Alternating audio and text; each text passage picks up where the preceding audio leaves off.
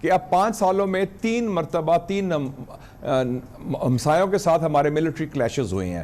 2019 ہندوستان اور انہوں نے شروع کیا تھا پلوامہ کا، پھر ابھی ایران سے ساتھ ہوا ہے، ابھی افغانستان کے ساتھ ہوا ہے. اور تیسرا یہ ہے کہ امریکہ نے بھی کھل کے پہلی دفعہ کلیئر کر دیا ہے کہ وہ جو 2 ہمارے ہمسائے ہیں، چین کے ساتھ سی پیک اور ایران کے ساتھ پائپ لائن اور گیس پائپ لائن، ان دونوں کے خلاف وہ کھل کے سامنے آ گیا ہے، جو پاکستان کے لیے ہماری اقتصادی آزادی کے لیے سی پیک اور توانائی کی آزادی کے لیے گیس پائپ لائن بڑے اہم ہے. یہ جو ایک بڑا چیلنجنگ سینیریو ہے، یہ کسی بھی گورنمنٹ کے لیے بہت ہی مشکل ہے، اور ظاہر ہے کہ اگر انٹرنل ڈویژن ہو تو اس سے نمٹنا اور زیادہ مشکل ہے.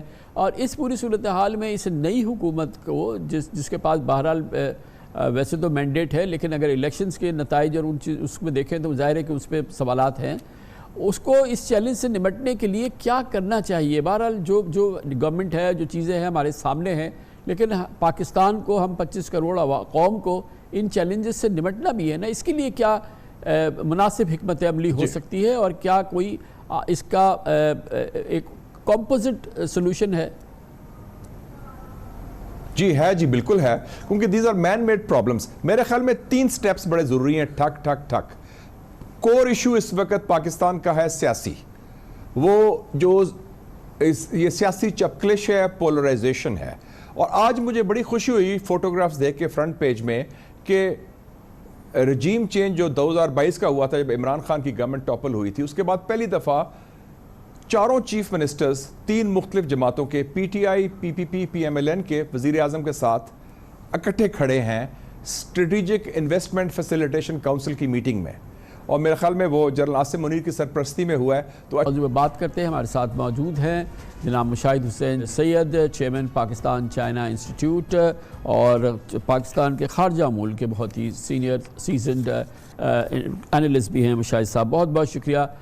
سر یہ فرمائیے گا کہ بہت ہی اس وقت ایک ٹینس کیفیت ہے ہمارے بارڈرز پہ، اور دوسری جانب ایک نئی حکومت ہے، نئے فورن منسٹر ہیں، اور پاکستان کو بیلنس کرنا ہے چائنا اور ہمارے دوسرے جو نیبر ہے، خاص طور پہ چائنا کے حوالے سے اور یو ایس کے حوالے سے، اور جہاں پر پاکستان اور یو ایس کے تعلقات جو ہے وہ لگتا ہے walking on a very tight thread, بہت ہی ایک تھن لائن ہے جس کے اوپر ہم چل رہے ہیں. اور امریکہ کی توقعات پاکستان سے بہت ہیں، نہ وہ Iran Pakistan gas pipeline کو فیوربلی دیکھتے ہیں، نہ ہی وہ سی پیک کے حوالے سے جو پاکستان کو ایک جو بڑے ڈیٹ کا سامنا ہے اس پر ان کے اپنی کامنٹری ہے. اور پھر آئی ایم ایف جو کہ ظاہر ہے کہ یو ایس لیڈ ہے، وہ یہ چاہتا ہے کہ سی پیک کو کوئی سپورٹ آئی ایم ایف کے پروگرام کے ذریعے نہ ملے.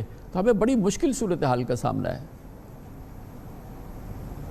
السلام علیکم جی کامران صاحب، اور آپ کے ویوز کو بڑا السلام علیکم. اور میں آپ سے اتفاق کرتا ہوں کہ یہ ایک نئی انوکھی صورتحال ہے اور ایک پیچیدہ صورتحال پیدا ہو رہی ہے، جس میں اندرونی سیاسی بحران، ہمارا اقتصادی بحران، ہمارے سفارتی چیلنجز اور دہشت گردی کا پھر ابھرنا، یہ سارے ایک قسم کے اکٹھے ہو رہے ہیں.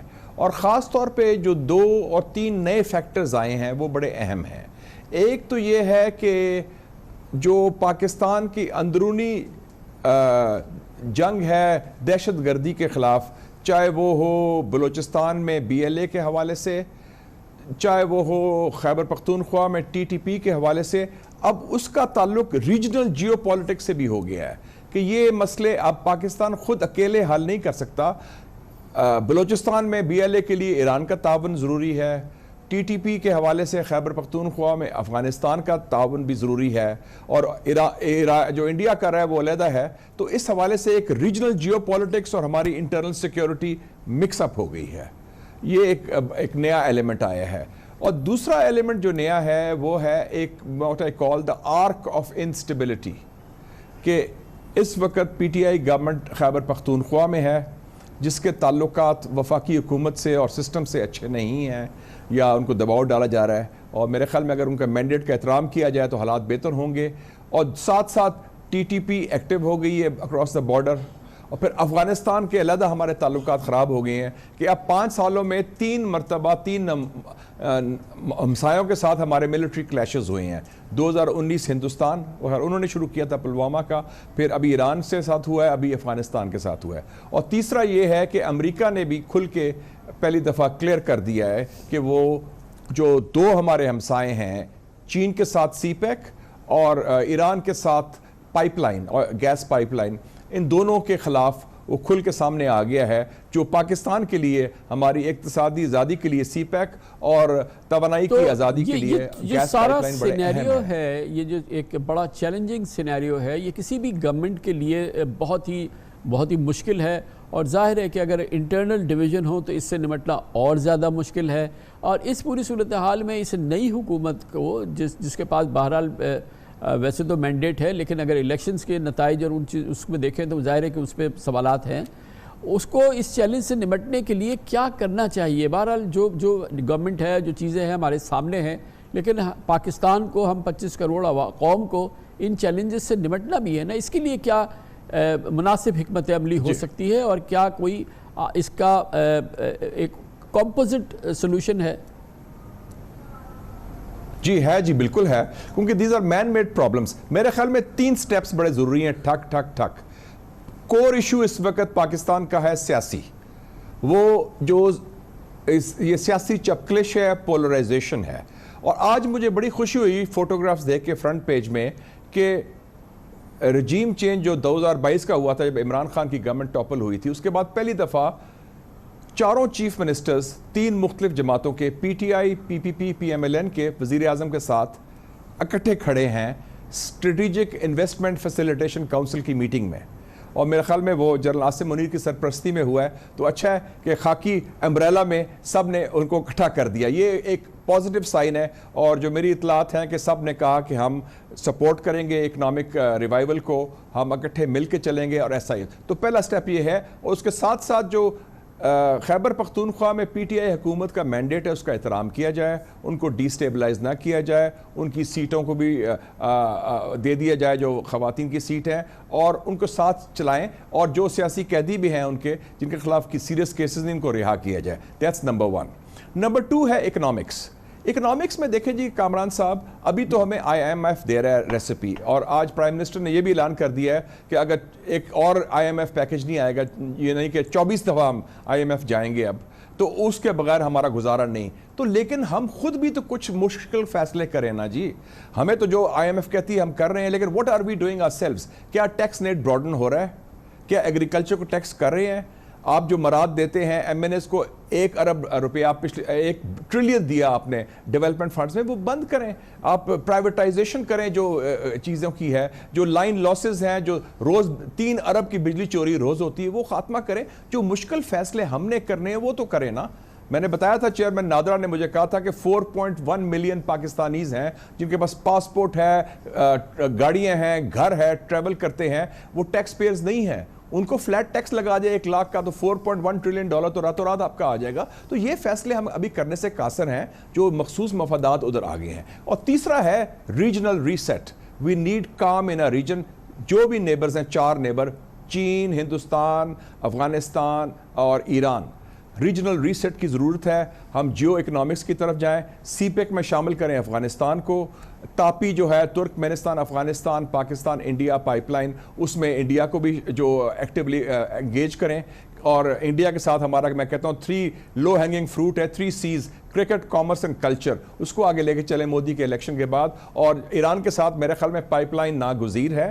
اگر ہم ویور تو مانگے نا, ہم انڈیا نے ویور مانگا, ان کو مل گیا, ترکی نے ویور مانگا, مل گیا تیل کے لیے. کل ڈونلڈ لو نے کہا کہ ہم نے تو ویور بھی نہیں مانگا, حالانکہ 2014 کو 2015 کو ایران کے خلاف سینکشن ختم ہو گئے تھے اوباما کے زمانے میں, کیونکہ ان کی نیوکلیئر ڈیل ہو گئی تھی. اس وقت ہم ویور مانگ سکتے تھے. کتنا یوز کر سکتے ہیں مشاہد صاحب؟ اب کافی ہم نے دیکھا ہے پرو ایکٹیولی یو ایس ایڈمنسٹریشن کم از کم ہمارے یہاں ڈپلومیٹکلی ریچ آؤٹ کر رہی ہے, اور وہ مختلف کمپٹیٹیو آپ کو آفرز دینا چاہتے ہیں, مختلف آپ کے ساتھ طریقے سے معاشی مسائل پر جو ہے وہ انگیج کرنا چاہ رہے ہیں. ظاہر ہے آئی ایم ایف جو ہے وہ یو ایس لیڈ پورے ایک انیشیٹو ہے، یہ سارا ہے. تو ہم یو ایس کو کس طریقے سے ایک فیوربلی ہم انگیج کریں اور بیسٹ پاسبل جو ہے سینیریو ہمیں ملے ان کے ساتھ بھی؟ اس میں میرے خیال میں دو پرونگڈ انیشیٹو ہونا چاہیے. ہمارے ساتھ یو ایس کا فوکس ہمیشہ رہا ہے سیکیورٹی کا. اب وہ سیکیورٹی ریلیشن شپ لمیٹڈ ہو گئی ہے کاؤنٹر ٹیررزم کے لیے افغانستان کے حوالے سے. اس میں ہمارے انٹرسٹ الائنڈ ہیں اور اس میں ہمیں چاہیے کہ ریجنل اپروچ ہو جس میں افغانستان کے نیبرز بھی ہوں، Tajikistan, ترکمنستان، Uzbekistan, Pakistan, Iran, China, اور اس میں یو ایس بھی ہو کہ کاؤنٹر ٹیررزم کے حوالے سے ایک کامن اسٹریٹجی ہو. لیکن دیکھیں جی، یو ایس نے اناؤنس کیا ہے بلڈ بیک بیٹر ورلڈ، جس کو آپ B3W جس کو کہتے ہیں programme for global infrastructure investment. ہم ان کو انوائٹ کریں، ہم ان کو ویلکم کریں، ہمیں کوئی پرابلم نہیں. یورپین یونین نے اناؤنس کیا گلوبل گیٹ وے، کیوں نہیں ہم ان کو ویلکم کرتے کہ آپ انویسٹمنٹ کریں پاکستان کے انفراسٹرکچر میں بھی. ہمارے کوسٹل ہائی ویز ہیں، کوسٹل پوائنٹس ہیں، گوادر بھی ہے، سارا کچھ ہے. کوئی نو گو ایریا نہیں کسی کے لیے. It is open for Arab investors, American investors, Chinese investors. We are open. لیکن ہمیں اپنا کام تو دو کام کرنے ہوں گے کامران صاحب: فول پروف سیکیورٹی اور کلیئر دا ریڈ ٹیپ. جو 37 اجازت لینی پڑتی ہیں آپ کی. کوئی بھی شریف انویسٹر آئے گا وہ بھاگ جائے گا. آپ کا جو سسٹم اتنا بیوروکریٹک ہو گیا ہے، اور SIFC کو جو ریڈ ٹیپ ہے وہ کاٹنی ہوگی، ورنہ کوئی انویسٹر نہیں آئے گا. بہت بہت